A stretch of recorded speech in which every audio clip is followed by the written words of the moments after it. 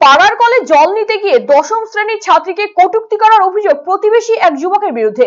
প্রতিবাদ করতে গেলে আক্রান্ত তরুণীর পরিবারের সদস্যরা। মঙ্গলবার সন্ধ্যায় ঘটনায় চাঞ্চল্য ছড়িয়েছে মালদার হরিশ্চন্দ্রপুরের তুলসীহাটা পঞ্চায়েতের ছত্র গ্রামে। এদিন সন্ধ্যায় পাড়ার কলে জল নিতে যাওয়ার সময় প্রতিবেশী জয়ন্ত শর্মা নামে এক যুবক ওই ছাত্রীকে কটূক্তি করার পাশাপাশি উত্ত্যক্ত করে। এই ঘটনা বাড়িতে জানালে পরিবারের লোকেরা অভিযুক্ত যুবকের বাড়িতে গিয়ে প্রতিবাদ করলে তাদের মারধর করা হয় বলে অভিযোগ। এমনকি তার মামার হাতে হাসুয়ার কোপ মারে বলে অভিযোগ। এই ঘটনায় হরিশ্চন্দ্রপুর থানায় অভিযোগ দায়ের করা হয়েছে তরুণীর পরিবারের পক্ষ থেকে। আমার ভাগিনকে তারপরে কি হলো? তারপরে বাড়িতে ওর বাবা মা গেল বলতে কি আমার মেয়েকে এমনি এমনি কেন বলছিস।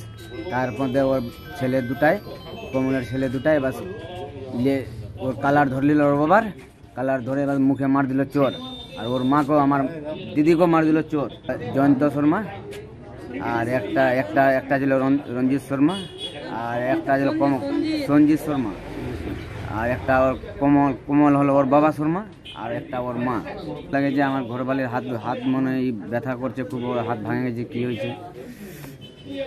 কোথায় এসেছিলেন আজকে? থানায় এসেছিলাম।